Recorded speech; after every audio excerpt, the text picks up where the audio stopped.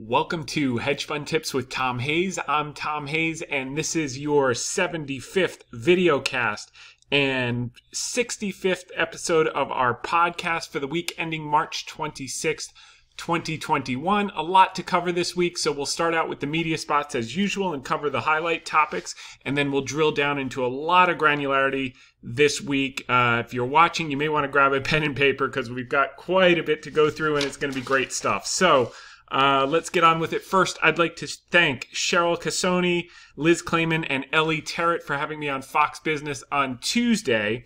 And the point we were going through was the general market, and I went through that on January 4th. I was on the show and put out my top 4 picks for 2021, which were Wells Fargo, ExxonMobil, Walgreens Boots Alliance, and Raytheon.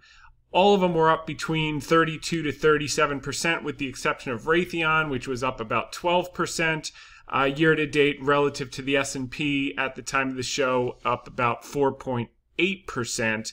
And I said that was the good news. The bad news is I was saying that the reopening trades will certainly finish the year higher, and they will take a leg higher, but they may be due for a breather in the short term. And we certainly saw that in the early part of this week. And there are a lot of interesting factors at play now going into quarter end rebalance that we have to contend with. One of which obviously is bonds are getting bid.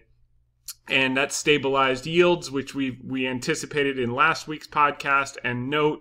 And what I said in that environment, as the rate of change slows, as the 10-year yield stops going up, as you get end of quarter rebalancing, which is basically pension funds and institutions selling what's worked and then buying some of the things that haven't. You got a little bit of bid in bonds in the last week, which surprised a lot of people. But for those of you who were with us last week, it didn't surprise you. And I laid out the fact that when inflation break-evens, 5-year break-evens got this high the last time was 2011, April 29th. They were at 245. We hit 258. The Fed started jawboning Operation Twist. They're not there yet, but if yields persist higher, they will certainly control the long end of the curve. This week, we just got structural rebalancing, and we got hedge funds were aggressively short, as we covered last week, short bonds, and that unwound. And as always, the commercials were right. They've been buying bonds for the last few weeks. So the beneficiaries of the rate stabilization, I made the case, were big pharma, consumer staples, utilities. And with big pharma, I went through Pfizer. Earnings are up 49% over 2020. The estimates for 2021, it's trading at 10.5 times earnings, or 10.7 times earnings, and it yields 4.3% while you wait. And Novartis at 13.5 times versus the S&P 500 at 22 times, 3.7% yield while you wait. And that's really the theme that we've been playing since February. Our article on February 24th, and then re-emphasized our aggression into those positions in the first article in May. I think it was May 1st or the first week of May. You can just look it up on the website. And by the way, all of our weekly articles, if you just scroll down, are under commentary or under sentiment. So that was that. And that was really the play. The pharma names were Pfizer and Novartis. The staples were Kimberly-Clark and Campbell Soup. And the utilities, American Electric Power and Dominion. We've been talking about those names for 4 weeks now, and they've really hockey sticked up, so that's a good thing. And we're moving forward there. So thanks again to Ellie Terrett, Cheryl Casoni, and Liz Clayman. Moving along, I was on Cheddar the next day, with Jill Wagner. Want to thank Jill Wagner and Allie Thompson and Taylor Gary for having me on the show. And in this segment, this was a bit longer. We did cover a number of the concepts that we covered on Liz's show. We also went through some of the reopening data, why we're positive. If you think about it, The contraction of GDP last year was 3.5%, which is about $750 billion. The response has been 12 times that, $5.3 trillion of fiscal stimulus now. That excludes the $3 trillion that's on its way, which we'll get through because elections have consequences, and the Democrats are going to get the next $3 trillion through. Plus $4 trillion of balance sheet expansion from the Fed. So you had a $9.3 trillion response to a $750 billion problem. That's why we're going to see 7 to 9% plus GDP this year. That's why we're going to see somewhere between 25 to 30% earnings growth. And we're going to start to see a modest inflation that in our view will not be transitory, despite what Jerome Powell is saying. And the reason we believe that it won't be transitory is while velocity has been trending down along with rates for the last effectively 40 years, we believe with the baby boomers starting housing formation and all the other drivers with the stimulus, we do believe velocity is going to finally pick up.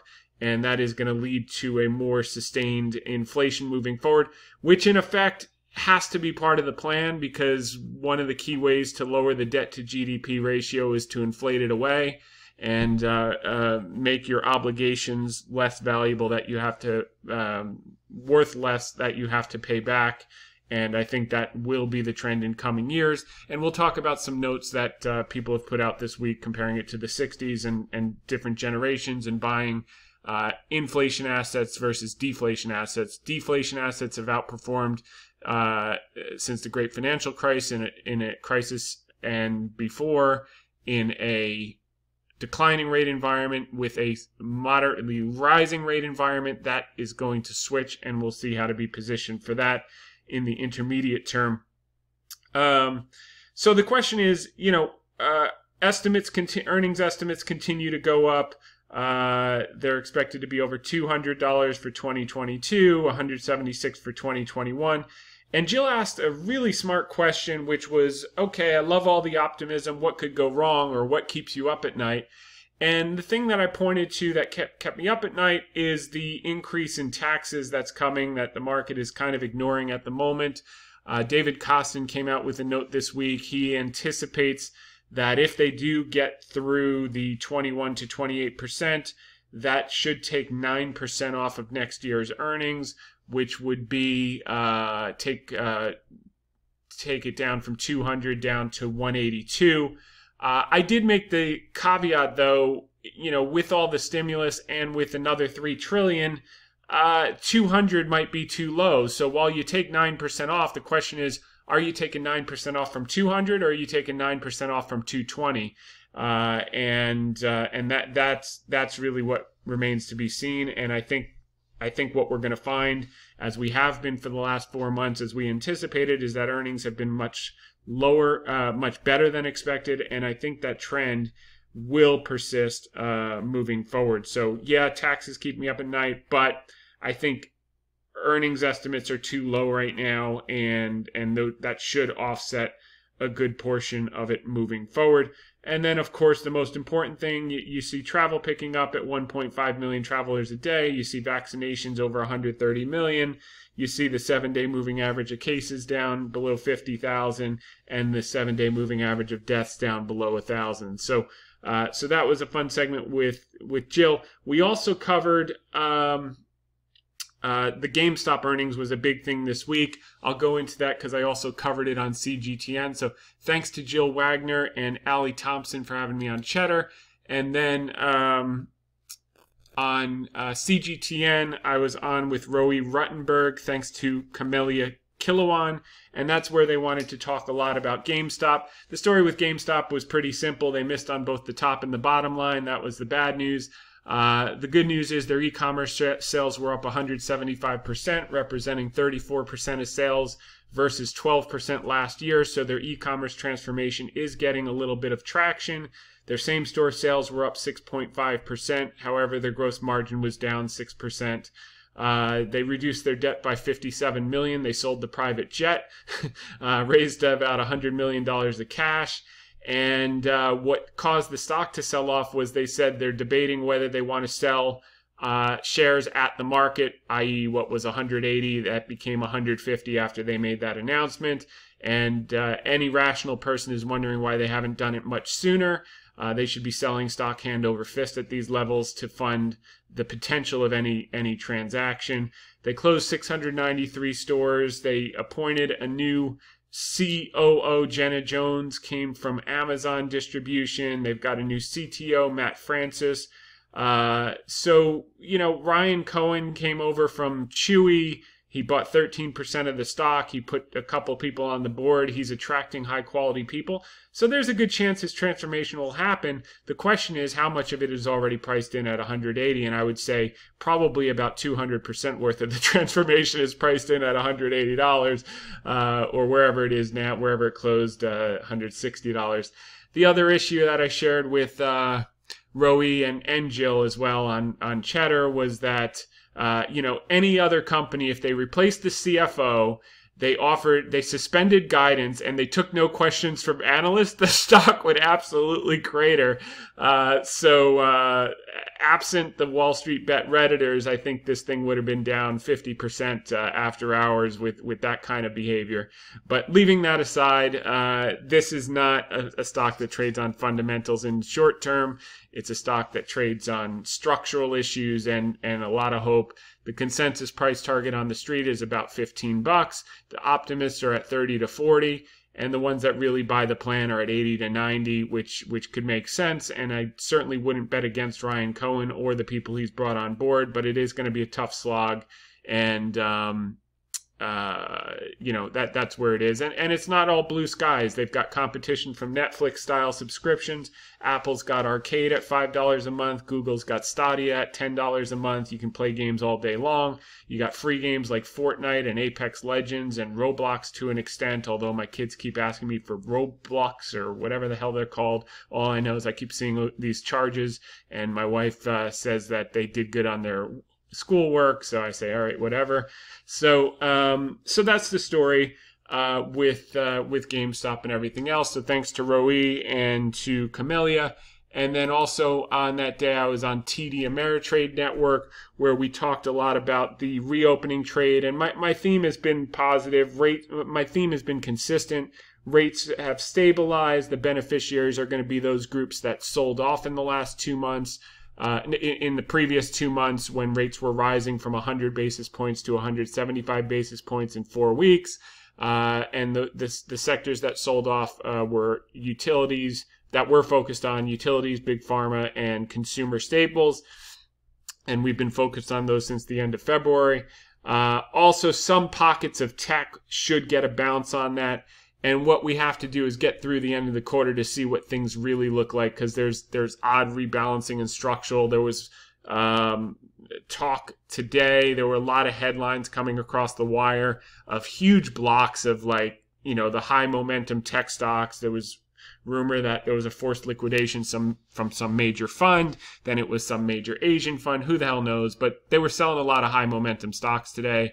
That bottomed out around 2:30 when margin calls were up, and then the market absolutely rip-roared into the close. The S&P closed up about 1.5% for the week. The Dow up 1.36, and the Nasdaq was down at over almost 60 basis points for the week. So there's still selling pressure in tech.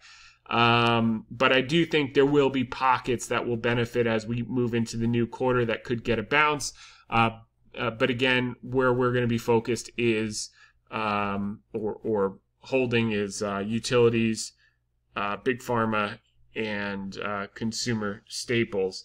The other thing that I covered with Nicole Petalides, again, thank you, Nicole, for having me on, as well as Declan Murphy, the producer over at TD Ameritrade Network, is they wanted to talk about casinos in the context of the reopening trade. And obviously there's pent-up demand and everything looks good. The question is how much is priced in? And I think in the case of casinos, quite a bit is already priced in the short term. I'd certainly be a buyer on any major pullback, but I wouldn't get aggressive up at these levels.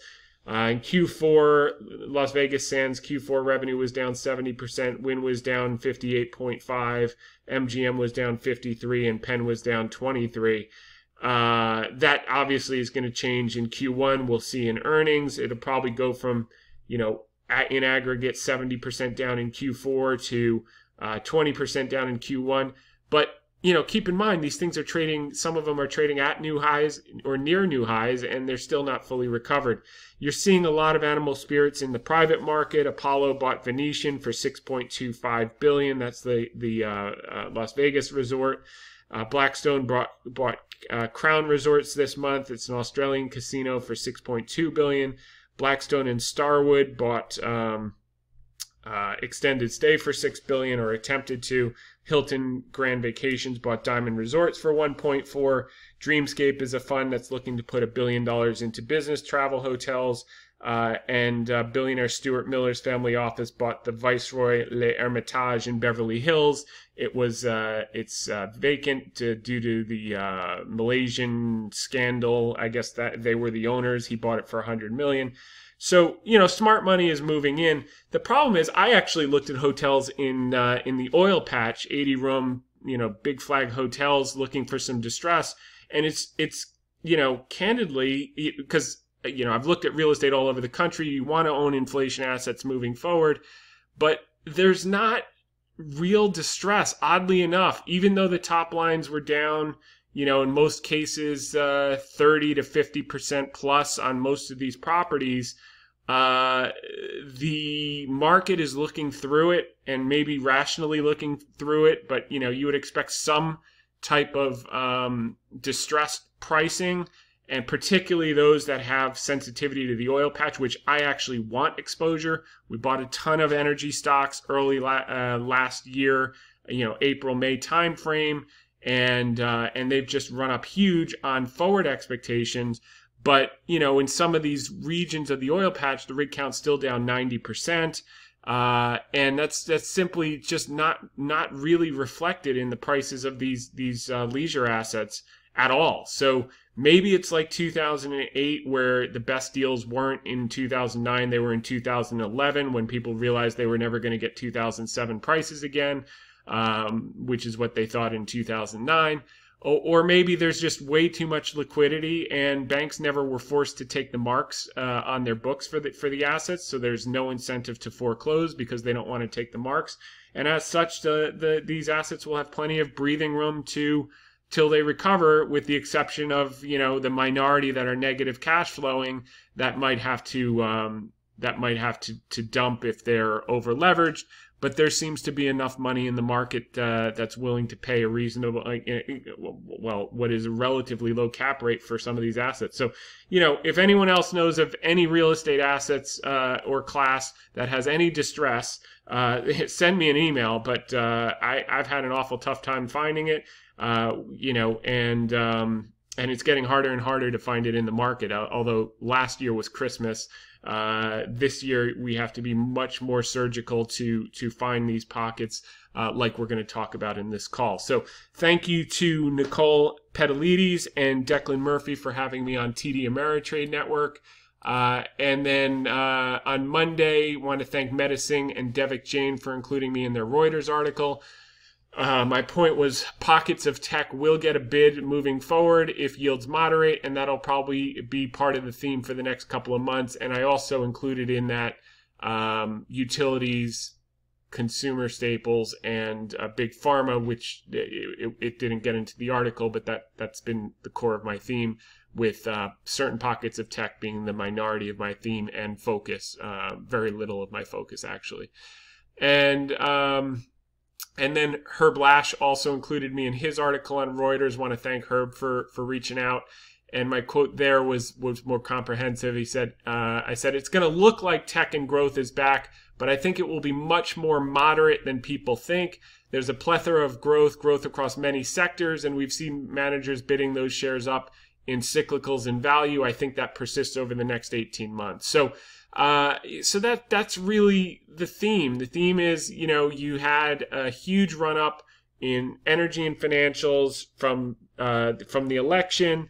They took a short-term breather here in the last week or so. Now they seem like they want to go straight back up to new highs. We'll see. I'm agnostic whether they do or they don't, but it certainly wouldn't surprise me whatsoever if the reopening trade takes a little bit of breather, just because it was so pessimistic when we were buying, and now everyone seems to be singing from the same hymnal, and that just kind of tells me that a lot of late money has gotten in, a lot of people buying breakouts, and that's usually when they just, knock the stuffing out of the late money, shake them out, and then the strong hands stay around until it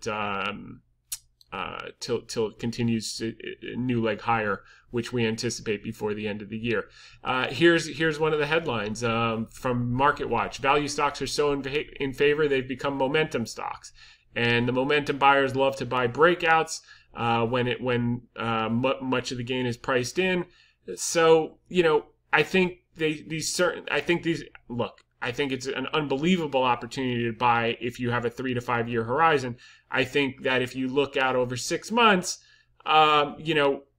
it might have to consolidate some of these gains. I mean, these stocks are up 75, 100, 125, 150%. So yeah, if they can go straight up to 200%, I'm all game. I mean, we're holders, but the new money that we put to work this month was in late February and early March, was aggressive in the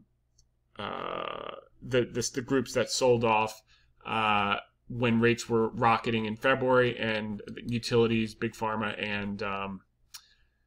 and staples. Okay, so Joe Biden wants to raise taxes, what it would mean for the stock market. We covered that, 9% to the S&P. The question is if 200 is right. I think the real number is more like 220. So if you knock 9% off that, you're back to 200, and the multiple's not crazy considering where rates are.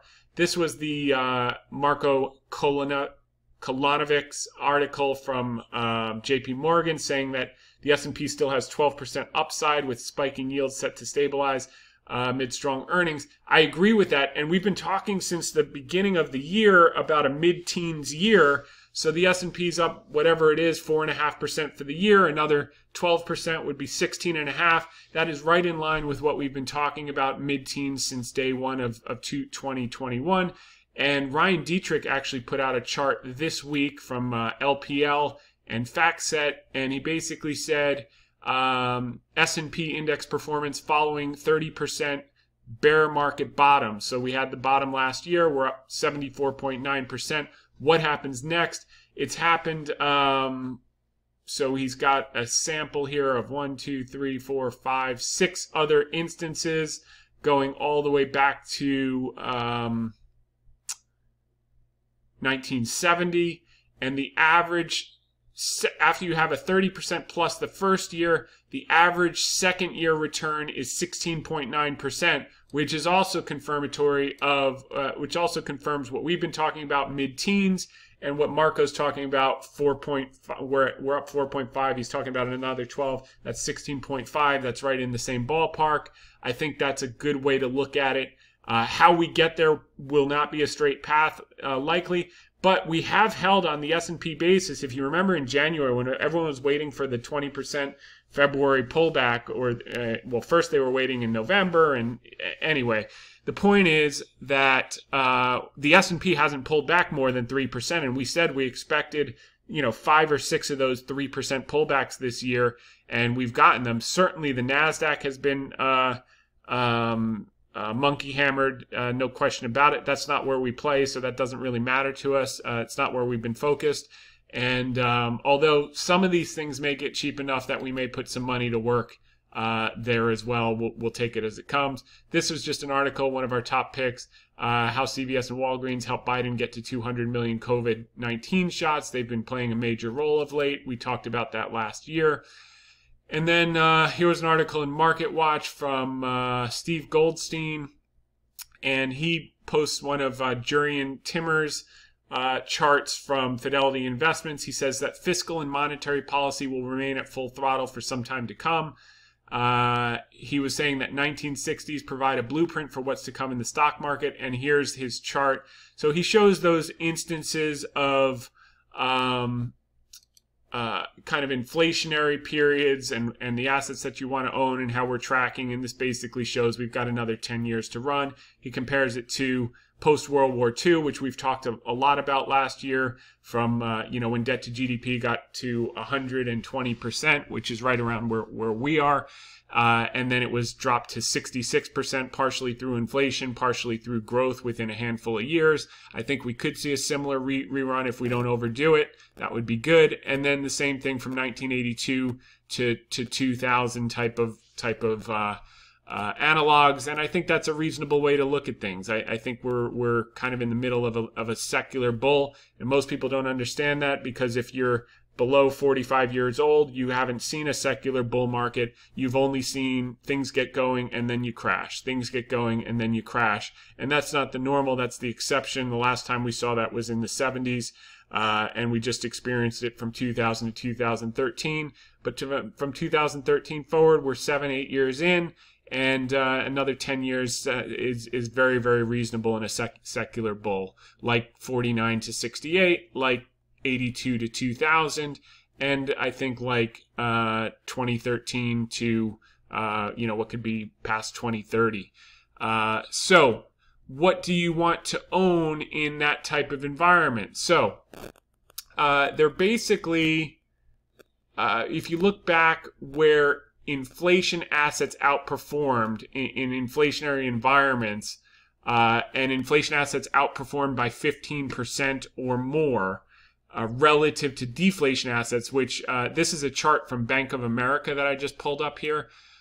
This shows that since 2000, this spread has been unnaturally wide, where deflationary assets, i.e. growth stocks that perform in a slow growing environment, momentum stocks, high multiple stocks, high price to sales ratio stocks, they've outperformed because rates are going down, growth was slow. Now with millennials at 30 years old, housing formation, we're going to move back into periods where inflation assets outperform, and those periods where they did was 1941, you had the end of big government spending from the New Deal. Inflation ramped up double digits in 1942. You had a 15% outperforming of inflation assets. What are inflation assets? Well, Bank of America defines it in this note as commodities, real estate, TIPS, that's Treasury Inflation Protected Securities, European assets, U.S. banks, value, and cash. I disagree with the cash point of view. That makes not much sense in my view. And then deflation assets, which have outperformed, is long bonds, investment grade, S&P 500, which has been tech weighted, consumer discretionary, growth, and high yield bonds and investment grade bonds. So yeah, I love this story. Commodities, I love real estate, I love tips, I love banks. I mean, this is how we're positioned, and certainly value. And this widespread, so you had, post the New Deal where you got the inflationary environment, you had 1973, and I've talked about that in a lot of podcasts where, the Gabellis, the Lee Coopermans, the Warren Buffetts, that whole ilk, the Carl Icahns, they made their fortunes in the 70s while the market, was in an inflationary environment, because that's where you, as a stock picker and as a value tilt, outperform, and you can outperform, by 15 points or more. First period was after the New Deal. Second period was the 70s, and then the bursting of the dot-com bubble from 2000. If you remember, from 2003 to 2007, the commodities and real estate supercycle effectively. So I think we're in those type of period. We'll be surgical in the short-term moves, but the secular moves, certainly energy, certainly banks, commodities, real estate exposure, and those type of assets are going to be great benefit, and value stocks and stock picking. So this is a really, really good environment for what we do, and that's that. So moving ahead, Amazon faces growing worker pressure in the shadow of Alabama union vote. I think that's interesting. We covered it briefly last week. you got to eat your own cooking. I mean, you know, Jeff Bezos owns the Post. They're 100% progressive paper that supports this type of movement and unionization. I think he should eat his own cooking. I think there shouldn't be a vote. If they want to unionize, let them unionize. That is part of the philosophy, and you have to walk your talk. If that's what you stand for, that's what you got to deliver on. So I wish the workers good luck in this instance, because that is the purported culture, and the action should match the talk.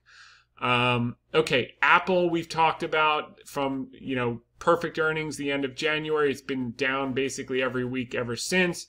I think this persists. We covered it last week with, you know, what are the catalysts for the next leg higher. I think this one is going to be source of funds, and I think it's going to just drift down. Not anything catastrophic, and I think there will be an unbelievable opportunity to buy it at some point this year. For the long term, I just don't think it's right now, in my view. But this is something that we pointed out early, and it's persisted in that trend. This is a note from Zero Hedge. Consumer spending explodes, driven by vaccine recipients, millennials splurging on airlines, restaurants, etc. So after the awful February retail sales report, that's in the rearview mirror. They're talking about Bank of America has the credit card data, and spending for the week ending March 13th showed a 7.4% one-year change and 8.9% two-year change for the 7 days ending March 13th. Both numbers confirming a substantial rebound from February spending freeze. So that's a good thing to see. You can just see it hockey sticking up. Department stores, Chase consumer card spending tracker. So, you know, the consumer's back, and they're going to just be back like you can't believe, with all the stimulus and different checks and things going out and that type of thing. Confirming the inflation thesis, Powell says now is not the time to focus on reducing federal debt. It's all you need to know. There's two ways to pay it back. Taxing, that only goes so far. That's coming. And inflating it away. And they're going to make up the bulk of it in part two, which is inflating it away. This is great news. Merck's little brown pill that could transform the fight against COVID. This will be a game changer. It's looking like it's tracking to the fall. Maybe we'll have a pill you could take. Certainly, they want to get everyone vaccinated first. That makes perfect sense. But those people who wind up getting it, if you could take a pill and it goes away, that would be game changing, and that would be the end of COVID and the end of any type of restrictions. My sense is there's no way this will be approved before at least 70% of the population is vaccinated first, but it's something to look forward to. And Pfizer has one in the works, but not quite as far along. This is a note from Jacob Sonnenschein at Barron's. Earnings forecasts are low. What that means for stocks. Couldn't agree more here. And he's basically saying that analysts have been racing to revise earnings estimates upward of late, but those projections could easily still be too low. That could be more upside for stocks, even though the market has been hot recently. Earnings estimates for the S&P have been revised higher by 8% in the last 6 months, according to FactSet. COVID vaccines have found arms at a fast pace, enabling states to reopen, which has been met with pent-up demand resulting from trillions of dollars of fiscal stimulus. Given that revisions upward may now be less frequent, et cetera, et cetera, et cetera. So he goes on, and he basically makes the case that the market's reasonably priced because the estimates could continue to go up materially, and we agree. Banks were up today because the Fed lifted the curbs on bank share buybacks and dividends. So come June 30th, it'll end the limits it introduced in the earlier months of the pandemic. That was something we anticipated. It came sooner than expected. That's great news, as Wells Fargo is our biggest holding by far at a 25 basis, or depending on the portfolio, but 25 or less. And we think that's got a tremendous amount of room to run over the next few years, and that's in line with this open jaw reversing and inflation assets starting to outperform deflation assets over time. I'm not an apocalyptic, get in the bunker, buy all the gold you can kind of person. I just want to be in those sectors that are going to do relatively better. Doesn't mean tech is going to fail. Doesn't mean no Momo stocks will work. It just means relative outperformance moving forward in our view secularly. In the short term, because those trades have done so well in the last 4 months and everyone's all excited about them now and we're getting all these articles, of course this is what's happening after everything's up 100%. Again, odds are they take the stuffing out of the Johnny-come-latelys. We get a rest in those. But, if we don't, God bless. I'd be happy to make the money sooner than later, but I'm not holding my breath on that. I'm focusing on what we can win at right now and holding those for the end of the year. Quote of the day: you can't reach success in investment if you do not think independently. That's just been our knitting since day one. For those of you who've been with me for some time, we were pounding the table on banks, energy, and defense and aerospace last year when no one wanted them. You couldn't give them away. And made the joke many times when Wall Street's the only place when they hold a clearance sale, no one shows up. And the same thing was happening 3 weeks ago with utilities, consumer staples, and pharma. So we're going to look at those, but just look at the move in banks. Bank of America, all-time high, new highs here. But many of these are just getting started. So Citi hasn't made new highs yet. And I think the earnings power on these is going to go back to above 2019 pre-pandemic levels much sooner, with the curve steepening so quickly, and the demand and housing and millennials and all this stuff. So this is one group that I don't know that it's all priced in yet. So JP Morgan new highs. And Wells Fargo, although it's up almost 100% off the bottom, I mean, this thing, in my view, just has so much more to run over the next few years. And Charlie Scharf is doing a great job. They'll lift the asset cap probably sometime this year, and the floodgates will ride open. But keep in mind, it was trading up to basically between $55 and $60 with the asset cap. So that there's room to run before that happens. And when that comes off, that could be even the next higher beyond that. So exciting opportunities there. But as you can see, when you look longer term, it's there's still great opportunity in the market. You just have to look a little more carefully. It's not like last year where you could throw a dart at the board and everything wins. These are the defense and aerospace again. So Lockheed Martin's just getting bid. Finally, we talked about it the last few weeks that of banks, energy, and defense, there were still some opportunities in defense and aerospace. We pointed to Northrop and Lockheed, and now they're starting to rip. So, but they're just getting going in our view.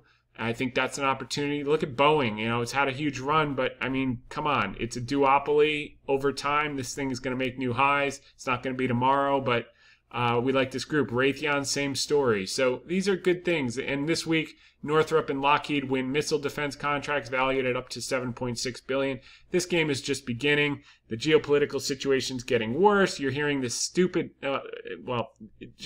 never mind. It's just different points of view on how we're relating to people around the world. So now North Korea is our biggest threat once again. And if you recall, 5 years ago, we were right at the edge of war with North Korea. And I pray we don't move in that direction. But what happens when you have that type of saber rattling? And Kim is testing the new administration. He fired some missiles this week. While it isn't covered, this stuff is happening and it's going to be noticed, and people are going to draw attention to whether the defense budget stays flat or not. Our thesis is commercial aviation recovering, being better than expected the second half, but it's going to draw attention to the abnormal, relatively low multiples, and these stocks are going to get bid as people just clamor to find anywhere they can get value that hasn't moved up 100% yet. Energy, same story. While they've had huge moves, I mean, some of these things are just getting going. Occidental, Schlumberger, the best services company. I mean, you talking, wait, this administration's trying to shut down fossil fuels. Well, yeah, but they're only going to help them because they're going to restrict production, which is going to drive the price up. The big players that remain standing are going to make money hand over fist. The small ones are toast already, and you're going to need way more than you could possibly imagine. Aviation, obviously, but even to do the transition, which is going to take 20 to 30 years, you're going to need so much fossil fuels just to mine the stuff you need to make the renewables and everything else. So these bad boys, there are many of them that are just getting started as well. Exxon's nowhere near getting back to where it can be moving forward with the demand coming forward and inflation and all the things. Diamondback, they're just, when you step back and you look at a monthly chart, while looking at a daily chart, you say, I missed it. Looking at a monthly, you're like, no, these things are actually just getting started. And that's even a Chevron, a high quality one. It's got room. A Royal Dutch Shell, BP. I mean, these things are opportunities. A Kinder Morgan, Energy Transfer. It's exciting times. What can I say? So moving forward. Now we're back to dailies because we want to talk about the ideas that we put out at the end of February, early March, which were, this is utilities. So you can see some of these are already up 20% in the last 3 weeks. PCG, our two favorites were Dominion. It's gone from 68 to 75, so about 10% in 3 weeks. And then where's the American Electric Power has gone from 74, 75 up to 85. So that's up almost 20% in 3 weeks. And we think these actually have more room. Con Edison, I mean, these things are just ripping off of that, which is pretty exciting to see. And, you just see that they're straight line up. Now that, by the way, that's interesting. That's a daily chart, so you think you missed it. Now let's take a look at the weekly chart so you can see, oh wait, maybe these do have room to run. They've done nothing since last year. They're one of the last pockets of value left. They have a dividend yield twice the 10-year yield, which is what we've talked about on every one of our segments. Look at Dominion. It's just getting started. Look at American Electric Power. I mean, its peak, pre-pandemic peak was $105. It's at 84. This thing has room. In our view, this is a pocket of value that's untapped. If you feel like you missed it, there's still opportunities in the market, is our view. Again, this is, consult with your financial advisor. I only am set up to deal with accredited investors, but click on terms. This is opinion, not advice. But these are the things that we look at. All we're sharing with you is what we're doing and what we're looking at, and you make your own choice what's right for you. Maybe this is, by the way, people always ask me, I'm interested in the stock market, what should I do? And I always say, read The Intelligent Investor by Benjamin Graham. Either the light bulb turns on and this will be what you want to do for the rest of your life, or it doesn't, and you should just go build a business or do something else. There are tons of ways to make money in life. But you have to find, I was listening actually to the Ray Dalio interview with Andy Serwer this week. They did a great interview, and Dalio was talking about, you got to know your nature and then find something that fits. And that's why I always give that book. It's like a litmus test. And I guess if you're like a momentum type of growth investor, you would buy the book called How to Make Money in Stocks by O'Neill. And then if you're a value person, you would buy The Intelligent Investor by Benjamin Graham. And read both of those books. If neither of them gets you excited, then just get out of the game. There's so many other ways to make money. Look at real estate. Look at starting a tech company. Whatever resonates with your personality. But if the O'Neill book resonates, then you'll be looking for the high multiple, high growers, higher risk, higher reward type of thing. If you are more of you like finding diamonds in the rough, and you like buying things when they're marked down at a discount, buying quality goods, not crap goods, then The Intelligent Investor will change your life. I mean, that's Warren Buffett's favorite book, and that's a great way to just know, should you invest more time? You only get so many hours in your life and so many weeks and months and years. Don't waste your time if it doesn't resonate. But if it does, it's the most exciting game in the world, in my view. Okay, so that's energy. What else do we have here? We have, utilities we just did, longer dated. All right, now this is some staples. Again, same thing, end of March, early April. Campbell Soup is one of our favorites. That thing is hockey stick from 45 to 50, so that's 10% in a few weeks. General Mills, 54 to 62. Now it's headed back up to 62, so whatever, 13%, 14%. Kellogg has gone from 57 to 63. So these things are starting to rip. But again, oh, and let's take a look at packaged foods and also household and personal products. Procter & Gamble, Kimberly-Clark we talked about on, I think, Fox this week. So that's gone from 128 to 137. Clorox hasn't even, it's just getting going. It's up $10 from 180 to 190. And again, if you think you missed these, just step back, look at a weekly chart, and you can see Clorox just getting going. Colgate-Palmolive had a big week, but it's just getting moving. Kimberly-Clark, again, these all sold off so big, and now they're getting going. Procter & Gamble. Moving back to the packaged foods, let's see how they look on a weekly basis. Campbell Soup, General Mills, I mean, they've had big moves in the last 3 weeks, as we anticipated, but, you know, you look at a Kellogg, these things have room. If you have a little patience and you like value, these are the things that we're looking at. And then Big Pharma. So these have been the laggard. This is where any weakness we've been adding in the last 3 weeks, but they're moving. I mean, Pfizer's up from 33.50 to 36.25, so about 10%, yields 4.5%, and it looks like it's breaking out. This is a daily chart, so today it had a good day. GlaxoSmithKline, even AstraZeneca, with all the headlines, it's starting to move up from 47 to 50, 51. And then let's see, are there others?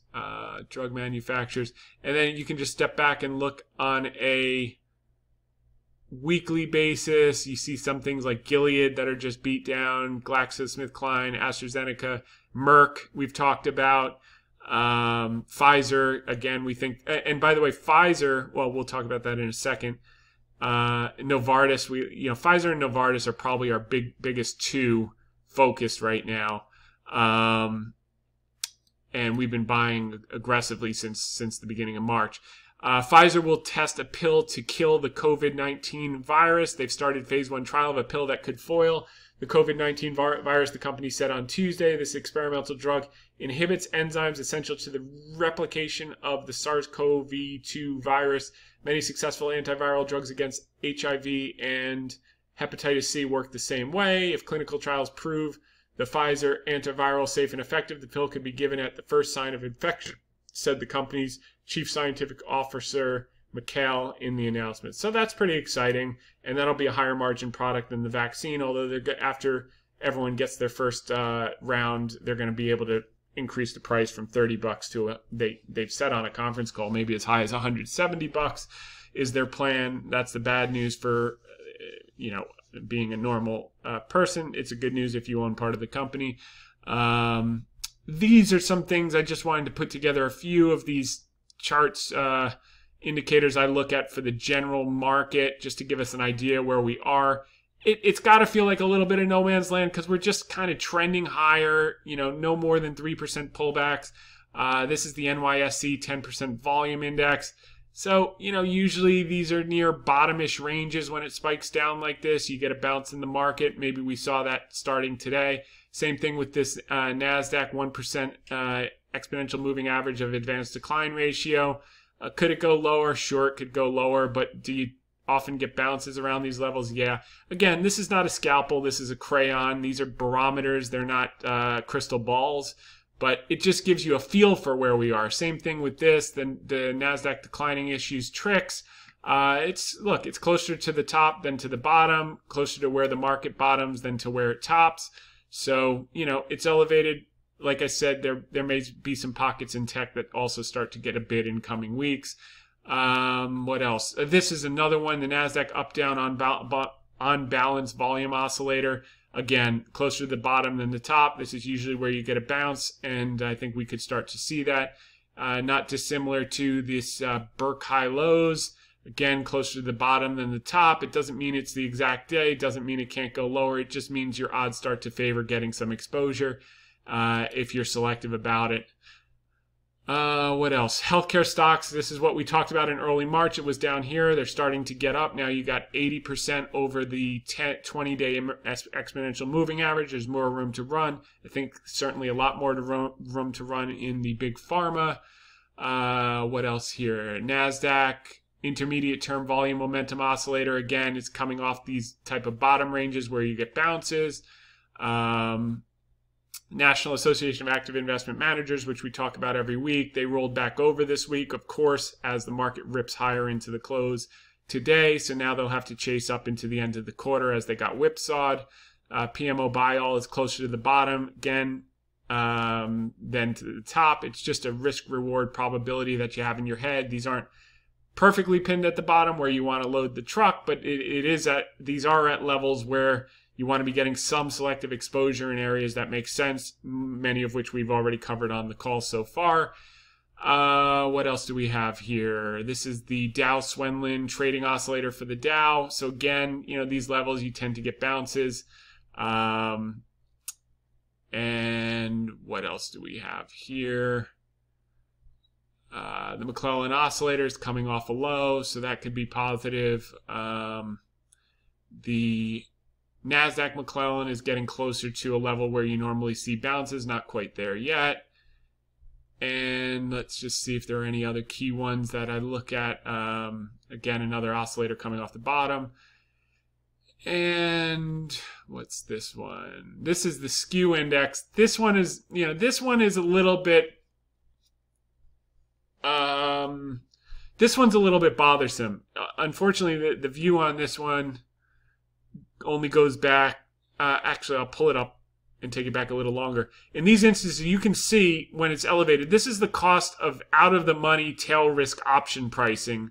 So VIX is basically the pricing of at the money S&P protection. The skew is when you're pricing out of the money, when you're betting, you're trying to insure against tail risk. And we're still at levels where a lot of people are buying that insurance and the price is elevated.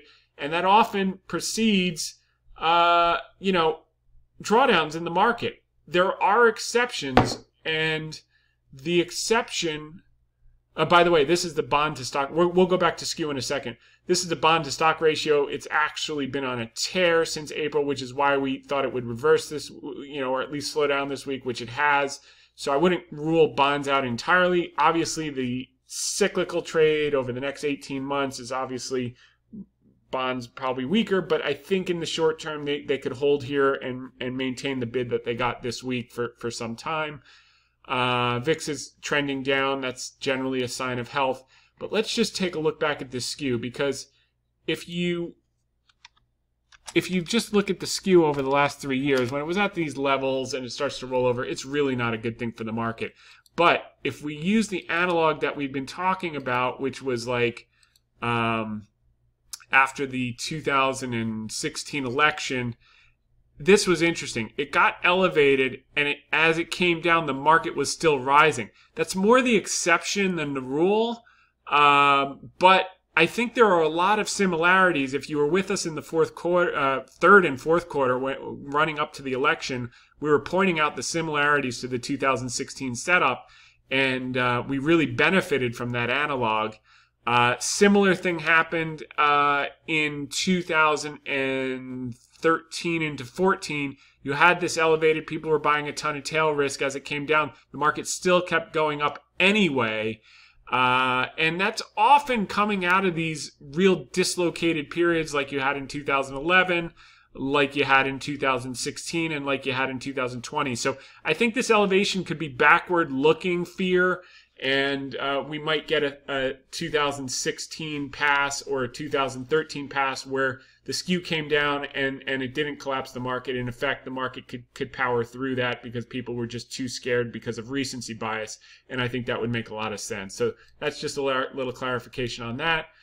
This week we did the Bruno Mars Leave the Door Open stock market and sentiment results. The lyrics were the same as the title. I thought this song was amazing. I haven't heard it, I guess because I'm always listening to country music, but I thought it was great. I think Bruno Mars is great. And the point was, we laid out that, bonds would get a bid.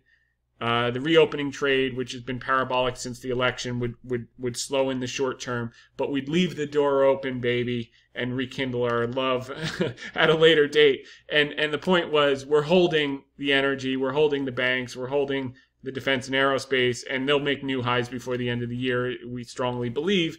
But in the short term, our focus was on utilities, big pharma, and staples, and we went through all the shows. This is a very important chart because if you do get the increased corporate tax rate, this is from Goldman Sachs, the sectors that are going to be hit in the most material way are communication services and infotech and parts of healthcare as well. So staples will be hit less. Financials will be barely hit, impact of tax reform. And it just goes same with industrial, same with energy because they haven't earned anything for a while. So, and they've got loss carry forwards. So this is very interesting. If and the Nasdaq may be starting to sniff this out and price this in, which is why there's been so much pressure on the Nasdaq / communication services, because they will be most dramatically hit from the tax increase. So keep an eye on that, and that's where you want to steer clear. As far as the drug companies, they're so cheap. I mean, trading at 10 to 13 times relative to the S&P 500, I think a lot of that already is priced in. I think you get paid to wait. I think there's huge opportunity and some catalysts on the horizon that no one's paying attention to because everyone's thinking COVID. But believe it or not, they have other monopoly drugs in different groups that people will start to worry about the rest of their health after COVID's over. And with these numbers, with the vaccinations going parabolic and the cases plummeting and the deaths plummeting like we saw in Israel in recent weeks, the future looks bright moving forward. These are the charts we already covered about the Fed balance sheet. M2 money supply up 27% since last February. The fiscal stimulus. This is velocity. That's what happens in a deflationary environment. Our bet is that this is going to change in a modestly rising inflation, modestly rising rate environment on a secular basis because demand for capital will go up because there's growth, because you have 72 million millennials, housing formation, starting their lives, buying furniture, starting kids, et cetera, et cetera, et cetera. This will pick up, spending will pick up, and velocity will pick up. This shows the trajectory of earnings. We talked about estimates are probably too low. This shows the bond bid since the article last week when we were pounding the table for it. Gave it a little bit back today, but not much. I think in the short term it's going to hold this. And the key is that it stopped doing this. That's the most important. Even if it did this for some time, that's perfectly fine. Inflation break-evens we talked about. This was the chart from last week when we were saying we thought bonds would turn. Commercials have been buying. Hedge funds were crowded over the top short. And now that's reversing, and that's a good thing. Retail is still euphoric, 50% bullish. The fear and greed, when I wrote this 2 days ago, was at 40. I don't know what it closed at today, probably 50. It's kind of neutral. And then we did the updated National Association of Active Investment Managers. They dumped out on the weakness earlier this week. Now they'll have to catch up. Unusual options activity. Someone bought 17,200 contracts of the June 39 call options in Pfizer. That is not your grandma with that size. That is some serious institutional purchasing. We were happy to see that, and that was a huge block. We did energy sector earnings. By the way, if you're on the podcast and you get cut off the last few minutes, just go to hedgefundtips.com and click on the VideoCast. Fast forward to minute 60, and you'll be able to pick up word for word and get the last few minutes, or see any of the charts that you missed and any of the stocks that I've talked about that you may want to take a look at what I was referencing. You can just, toggle forward and backward and see the images that you want to pull up and go right to the point that you want to see the visuals for. Energy earnings and estimates, they are up. The top 23 stocks weighting of the sector ETF, the estimates were revised up 55.63% in the past 60 days, albeit off a low base, but still more material than any other sector. And the prices are starting to reflect that. But again, when you take a step back, as we walked you through those longer weekly and monthly charts, some of these are just getting started. Okay. Economic data for this week. Existing home sales were a little weaker. Remember, we had a lot of the weather in, the whole problem in Texas with the weather. So, just like we got the end of month rebalancing that's kind of skewing things, and I think you've got some redemptions from hedge funds, etc. That you have to be a little careful drawing conclusions from the market action through the end of the quarter here with rebalancing and everything else. I think you also have to be careful to draw any material conclusions with regard to some of these February numbers, that it just may be an aberration. But nonetheless, rates went up, so that has an impact on existing home sales. So it's just something to keep in mind. New home sales were also were not good, negative 18% versus negative 6.5%. So got to keep an eye on that. And, the economic data was mixed last week as well. But looking at that credit card data, looking at some of the other things, it might have just been an aberration, a weather aberration in February. We'll see as the weeks move forward. The PMI, manufacturing PMI missed expectations. It wasn't terrible, though. 59 versus 59.3. Crude was a build of 1.9 versus a draw of 270,000 barrels. So that was bearish, but you have this thing stuck in the Suez Canal. So we're getting a short-term bid in oil, which has helped the oil stocks in the short term. But don't be surprised if they rest in the short term. They've gone up a lot in 4 or 5 months. Jobless claims. The jobs numbers were very good. Continuing claims plummeted to 3.87 million. They were expected to be 4.04, so that's good. Q4 GDP was revised upward to 4.3 versus 4.1. That was good. Initial jobless claims were better than expected, 684 versus 730. That was good. Those are the real important numbers of the week, so it was nice to see that.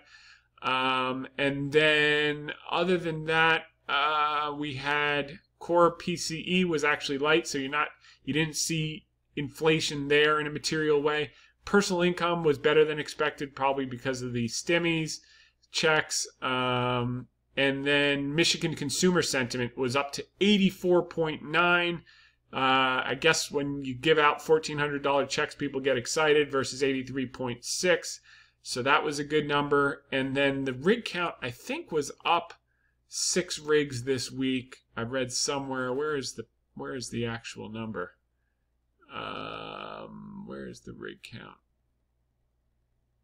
Did they not publish it? Oh, here it is. Yeah, up from 318 to 324 for the oil rigs, up 6 on the total rigs, 411 to 417. So that'll help servicers like Schlumberger and HP and a couple others. Here's what the earnings trajectory looks like. Again, they've been going up. This is 2021, 175, 201. I do think there's room here. Taxes will knock it probably back down to this level, but on balance, this was a blip, and we're recovering lost ground very, very quickly. So with that said, I want to thank everyone for listening in. If you liked it, tell your friends, and we'll be back next week, same time, same place. Make it a great one.